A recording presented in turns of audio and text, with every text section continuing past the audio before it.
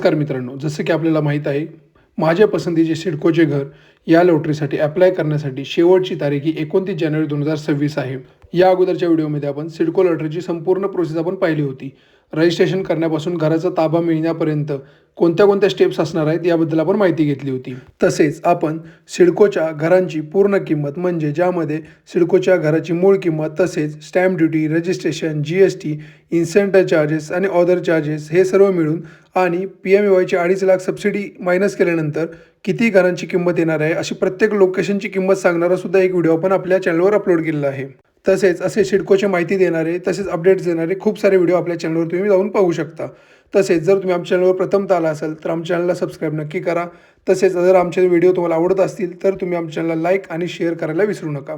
तर आजच्या व्हिडिओमध्ये आपण पाहणार आहे की सिडकोच्या लॉटरीसाठी रजिस्ट्रेशन कसं करायचं म्हणजेच नोंदणी कशी करायची आहे याबद्दल आपण आजच्या व्हिडिओमध्ये पाहणार आहे. सिडको लॉटरीसाठी रजिस्ट्रेशन करण्यासाठी अर्जदारांना www.sidcohomes.com या संकेतस्थळावर किंवा सिडको होम्स या मोबाईल ॲपद्वारे ऑनलाईन अर्ज करता येईल. म्हणजे जर तुम्हाला ॲपद्वारे जर अप्लाय करायचं असेल तर तुम्हाला तुमच्या मोबाईलमध्ये सिडको होम्स ही ॲप डाउनलोड करावी लागेल आणि जर तुम्हाला ॲप डाउनलोड नसेल करायची तर तुम्ही डायरेक्टली वेबसाईटवर जाऊन sidcohomes.com या वेबसाईटवर जाऊन लॉटरीसाठी रजिस्ट्रेशन करू शकता.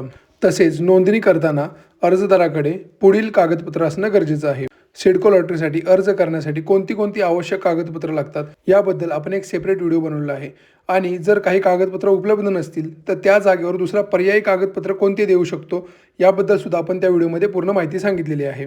तर प्रथमतः तुम्हाला तुमचा आधार नंबर लागणार आहे आणि आधार कार्डच्या खाली स्वाक्षरी करून एक स्कॅन कॉपी तुम्हाला अपलोड करण्यासाठी लागणार आहे. यानंतर पॅन कार्ड आणि पॅन कार्डची सुद्धा स्वसाक्षांकित स्कॅन कॉपी लागणार आहे. यानंतर आधार कार्डशी लिंक असणारा मोबाईल नंबर लागणार आहे. तसेच ईमेल ID सुद्धा लागणार आहे. तसेच जर तुम्ही लॉटरी करताना जर सह अर्जदाराचं कोणाला ठेवणार असाल तर त्याची कागदपत्र सुद्धा लागणार आहेत. तसेच परिशिष्ट 1 मध्ये नमूद केलेली सर्व आवश्यक कागदपत्रे लागणार आहेत. तर परिशिष्ट 1 मध्ये कोणती नमूद कागदपत्र आहेत ती तुम्ही आपल्या आता मागील व्हिडिओमध्ये जाऊन पाहू शकता. आवश्यक कागदपत्रे म्हणून आमच्या चॅनलवरती एक व्हिडिओ आहे, त्याच्यामध्ये ही सर्व कागदपत्रे दिलेली आहेत. तसेच यानंतर आपल्याला अर्जदार व सह अर्जदाराची अलीकडील छायाचित्रे म्हणजेच फोटोग्राफ लागणार आहेत. यानंतर पहिला टप्पा असणार आहे अर्जदाराचे साइन अप. तर प्रथमतः www.sidcohomes.com या संकेतस्थळावर नोंदणी करायची आहे. त्याच्यामध्ये आपल्याला संपूर्ण नाव टाकायचं आहे, आधार क्रमांक आणि पॅन कार्ड तिथं टाकायचं आहे. त्याच्यानंतर आधार कार्डशी लिंक असलेल्या मोबाईल क्रमांकावर OTP आपल्याला मिळतो. यानंतर दुसरा टप्पा आहे ऑनलाईन नोंदणीची पडताळणी. याच्यामध्ये आपल्याला आधार क्रमांक टाकायचा आहे आणि त्याचा OTP ही सुद्धा आपल्याला मिळणार आहे, त्याची सुद्धा पडताळणी आपल्याला करायची आहे. यानंतर आपल्या पॅन कार्डची माहिती सुद्धा तिथं आपल्याला प्रविष्ट करायची आहे आणि त्याची सुद्धा पडताळणी करून घ्यायची आहे. याच्यानंतर आपला मोबाईल नंबर टाकायचा आहे आणि ईमेल ID सुद्धा तिथं आपल्याला मेन्शन करायचं आहे. यानंतर असणार आहे तिसरा टप्पा म्हणजेच अर्जदाराचे तपशील. यामध्ये आपल्याला आर्थिकदृष्ट्या दुर्बल घटक किंवा अल्प उत्पन्न गट यामधील आपल्याला आपला गट निवडायचा आहे. जर तुमचं इन्कम 6 लाखाच्या आतमध्ये असेल तर तुम्ही EWS मध्ये सिलेक्ट करायचं आहे. जर 6 लाखाच्या वरती असेल तर तुम्हाला LIG सिलेक्ट करावं लागेल. परंतु EWS कॅटेगरीचे लोक LIG मध्ये सुद्धा अप्लाय करू शकतात आणि परंतु LIG वाले लोक EWS मध्ये अप्लाय करू शकणार नाही, याची दक्षता घ्यायची आहे. यानंतर वैयक्तिक व सह अर्जदाराचे तपशील आपल्याला प्रविष्ट करायचे आहे. जर पुरुष अर्जदार हा विवाहित असेल तर सह अर्जदाराचे तपशील त्याच्या किंवा तिच्या KYC, आधार व पॅन पडताळणीसह देणे बंधनकारक आहे. म्हणजे सह अर्जदाराची माहिती ज्यांचे लग्न झाले त्यांना कंपल्सरी देणं गरजेचं आहे. यानंतर आपल्याला योग्य प्रवर्ग निवडून पुढे जायचं आहे. यानंतर जर तुम्ही आरक्षित घरांसाठी अप्लाय करणार असाल तर याच्यामध्ये आपल्याला 2 प्रकारचे आरक्षण देण्यात आलेले आहेत. एक म्हणजे संविधानिक आरक्षण आणि एक म्हणजे गैरसंविधानिक प्रवर्ग. तर जर तुम्ही संविधानिक प्रवर्गातून अप्लाय करणार असाल जसे की अनुसूचित जाती, अनुसूचित जमाती, अधिसूचित जमाती आणि विमुक्त जमाती या प्रवर्गातून जर तुम्ही अप्लाय करणार असाल तर तुम्हाला जात प्रमाणपत्र आणि जात वैधता प्रमाणपत्र लागणार आहे, म्हणजेच कास्ट सर्टिफिकेट आणि कॅस्ट व्हॅलिडिटी सर्टिफिकेट लागणार आहे. परंतु या अगोदरचा आपण एक व्हिडिओ बनवला आहे त्याच्यामध्ये की आपल्या या आरक्षित घरं घ्यावी की न घ्यावी याच्यावरती संपूर्ण डिटेलमध्ये चर्चा केलेली आहे आणि त्यामध्ये मी तुम्हाला माझं स्वतःचं मत सांगितलेलं आहे की आरक्षित घरं न घेणं हे फायद्याचं आहे. आता ती आरक्षित घरं का घेऊ नये हे पाहण्यासाठी तुम्ही आमचा तो व्हिडिओ जाऊन पाहू शकता. याच्यानंतर नेक्स्ट आहे गैरसंविधानिक प्रवर्ग. यामध्ये राज्य सरकारी सिडको कर्मचारी, महाराष्ट्र शासनाद्वारे नियंत्रित सार्वजनिक क्षेत्रातील उपक्रम, महापालिका, जिल्हा परिषद, नगर परिषद कर्मचारी इत्यादी अर्ज करू शकतात. त्याच्यामध्ये त्यांना फॉर्म सी प्रमाणपत्र अधिकृत अधिकाऱ्यांची स्वाक्षरी व शिक्क्यासह शासकीय विभागाच्या लेटर हेडवर आवश्यक आहे. तसेच याच्यामध्ये टीप दिलेली आहे की सिडको कर्मचारी आर्थिकदृष्ट्या दुर्बल गटात अर्ज करू शकत नाहीत. ते फक्त अल्प उत्पन्न गट याच्यामध्ये अर्ज करू शकतात. म्हणजे जे पण सिडकोचे कर्मचारी असतील त्यांना फक्त LIGमध्ये ते अप्लाय करू शकतात, EWSमध्ये अप्लाय नाही करू शकत. तसेच या सर्व शासनाच्या कर्मचाऱ्यांना फॉर्म सी प्रमाणपत्र देणं बंधनकारक आहे. त्याच्यामध्ये त्यांच्या अधिकृत अधिकाऱ्याची साईन लागणार आहे. तसेच त्यांच्या शासकीय विभागाच्या लेटर हेडवरती शिक्क्यासही सर्व माहिती त्यांना लागणार आहे.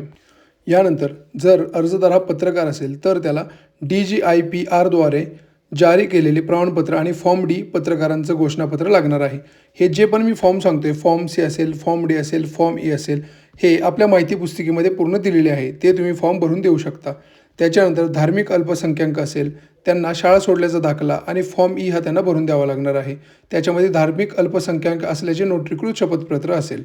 तसेच फक्त महाराष्ट्रातील प्रकल्पग्रस्त व्यक्ती म्हणजेच प्रोजेक्ट अफेक्टेड जे व्यक्ती असेल तर त्यांना मेट्रो केंद्र संबंधित विभागाने दिलेले प्रकल्पग्रस्त प्रमाणपत्र, निवाडा प्रत, 7/12 उतारा व प्रकल्पग्रस्त कुटुंब वृक्षाचे म्हणजेच वंशावळीचे शपथपत्र द्यावं लागणार आहे. यानंतर जर अर्जदार दिव्यांग असेल म्हणजे शारीरिक अपंग असेल तर जिल्हा शल्य चिकित्सक किंवा संबंधित वैद्यकीय मंडळ शासनाने जारी केलेले दिव्यांग प्रमाणपत्र जसं की अंधत्व असेल, कमी दृष्टी, कोडातून बरे झालेले, तसेच श्रवण दोष, हालचालींच्या अडचणी, मानसिक मंदता, ऑटिझम मानसिक आजार, शिकण्यासंबंधित विशेष अडचण, तसेच बौद्धिक विकलांगता अशा प्रकारच्या कॅटेगरीसाठी दिव्यांग प्रमाणपत्र मिळतं. तर या पात्रतेसाठी किमान 40% विकलांगता आवश्यक आहे. यानंतर जर अर्जदार हा माजी सैनिक, त्याचे आश्रित व निम लष्करी दलाचे कर्मचारी असतील जसं की सेना, नौदल, हवाई दल, BSF, CIESF, ITBP, तसेच NCSG, आसाम रायफल्स, PMF व SSB व त्याचे आश्रित असतील तर या लोकांसाठी माजी सैनिकांचे ओळखपत्र, सेवा दस्तऐवज पुस्तक किंवा जिल्हा सैन्य मंडळ किंवा संबंधित संरक्षण प्राधिकरणाने दिलेले प्रमाणपत्र लागणार आहे. यानंतर जर कर्मचारी हा माथाडी कामगार असेल तर त्याला माथाडी बोर्डाचे प्रमाणपत्र केवळ मुंबई आणि महानगर क्षेत्रासाठी हे लागू राहील. यानंतर चौथा टप्पा म्हणजे कागदपत्र अपलोड करणे. यामध्ये अर्जदाराने अर्ज केलेल्या गटानुसार आवश्यक स्वसाक्षांकित कागदपत्रे व नोटरीकृत शपथपत्र अपलोड करणं हे बंधनकारक आहे. यानंतर पॅन कार्ड आणि आधार कार्डचे दोन्ही बाजू, तसेच प्रधानमंत्री आवास नोंदणीची पावती, जात प्रमाणपत्र, जात वैधता प्रमाणपत्र, बारकोडसह व शपथपत्रे आवश्यकतेनुसार तसेच स्वसाक्षांकित प्रत सादर करणे बंधनकारक आहे. याच्यामध्ये आपण पाहू शकता पॅन कार्ड आणि आधार कार्ड तर आपल्याकडे असतं. प्रधानमंत्री आवास नोंदणीची पावती ही तुम्हाला पनवेलच्या अधिकृत ऑफिसमधून तुम्हाला घ्यावी लागेल. यानंतर जात प्रमाणपत्र आणि जात वैधता प्रमाणपत्र हे तुमच्या संबंधित तहसील ऑफिसकडून तुम्हाला घ्यावं लागेल. जुन्या काळी जे प्रमाणपत्र येत होते त्याच्यावरती बारकोड नसायचा, परंतु आत्ता जे कागदपत्र येतात त्याच्यावरती बारकोड येतात. त्यामुळे तुम्हाला तुमच्या कागदपत्रावरती चेक करायचं आहे की तुमची कागदपत्रे ही बारकोड सहित आहेत की बारकोड विना आहेत. याच्यानंतर शपथपत्रे म्हणजेच हे सर्व जे फॉर्म आहेत म्हणजेच डिक्लेरेशन आहेत ते तुम्हाला माहिती पुस्तिकेमध्ये मिळतील. ते तुम्ही भरून तुम्हाला अपलोड करणं गरजेचं आहे. यानंतर जात वैधता प्रमाणपत्र करारावर स्वाक्षरी करण्यापूर्वी सादर करणे हे आवश्यक आहे. यानंतर शेवटचा म्हणजेच 5वा टप्पा म्हणजेच अर्जाचे शुल्क भरा. यामध्ये अर्जदारांना लागू असलेला अर्ज शुल्काचा भरणा करणे हे आवश्यक आहे. यामध्ये आर्थिकदृष्ट्या दुर्बल गट व अल्प उत्पन्न गट म्हणजे EWS आणि LIG या दोन्ही गटांसाठी 250 रुपये आणि अधिक GST असा शुल्क भरावं लागणार आहे. यामध्ये एक त्यांनी महत्त्वाची टीप दिलेली आहे की ही अर्ज शुल्क विना परतावा आहे. म्हणजे हे तुम्हाला घर लागो अगर न लागो हे पैसे तुम्हाला परत मिळणार नाहीत. शुल्काचा भरणा पेमेंट गेटवेद्वारे ऑनलाईन केला जाईल. म्हणजेच तुम्ही याचं ऑनलाईन पेमेंट करू शकता. यासाठी तुम्हाला कुठेही जायची गरज नाही. त्यानंतर अर्जदाराने भरणा करण्यापूर्वी अर्ज अचूक भरलेला आहे याची खात्री करावी. शुल्काचा भरणा केल्यानंतर अर्जदार अर्जात किंवा निवडलेल्या प्रवर्गात बदल करू शकणार नाही. तसेच अर्जदार माय अकाउंट विभागातून पूर्ण भरलेला अर्ज व देयकाची पावती डाउनलोड करू शकतात. म्हणजेच अर्जाचे शुल्क भरल्यानंतर अर्जदाराला अर्जामध्ये सुधारणा करण्याची संधी मिळणार नाही याची नोंद घ्यावी. म्हणजे एकदा का जर तुम्ही पेमेंट केलं तर तुम्ही तुमच्या अर्जामध्ये कोणताही बदल करता येणार नाही तुम्हाला. तर अशा प्रकारे आज आपण ऑनलाईन रजिस्ट्रेशन या लॉटरीसाठी कसं करायचं आहे याबद्दल संपूर्ण माहिती घेतलेली आहे. एकदा तुमचं रजिस्ट्रेशन झालं की यानंतर तुम्हाला 15 दिवसासाठी पुन्हा एकदा सिडको तुमची विंडो ओपन करेल. त्यामध्ये तुम्हाला 15 रेफरन्स सिलेक्ट करायचे आहेत. म्हणजेच 3 फेऱ्यांसाठी 15 प्रेफरन्स द्यायचे आहेत की कोणत्या लोकेशनला कोणतं घर तुम्हाला घ्यायचं आहे. यामध्ये तुम्ही लोकेशन, फ्लोअर आणि बिल्डिंग ही सिलेक्ट करता येते. तसेच त्यावेळी तुम्हाला बुकिंग रक्कमसुद्धा भरावी लागेल, जी की EWSसाठी 75,000 आहे आणि LIGसाठी 1 BHKसाठी 1.5 लाख आणि 2 BHKसाठी 2 लाख ही असणार आहे. तर आजच्या व्हिडिओमध्ये आपण ही संपूर्ण माहिती पाहिलेली आहे. व्हिडिओ शेवटपर्यंत पाहिल्याबद्दल धन्यवाद आणि पुन्हा एकदा जर तुम्ही आमच्या चॅनलवर नवीन असाल तर आमच्या चॅनलला सबस्क्राईब नक्की करा आणि व्हिडिओ आवडल्यास लाईक करा आणि शेअर करा. आणि काही शंका किंवा प्रश्न असतील तर कमेंट सेक्शनमध्ये तुम्ही टाकू शकता. आपण त्याचं निराकरण करण्याचा नक्कीच प्रयत्न करू.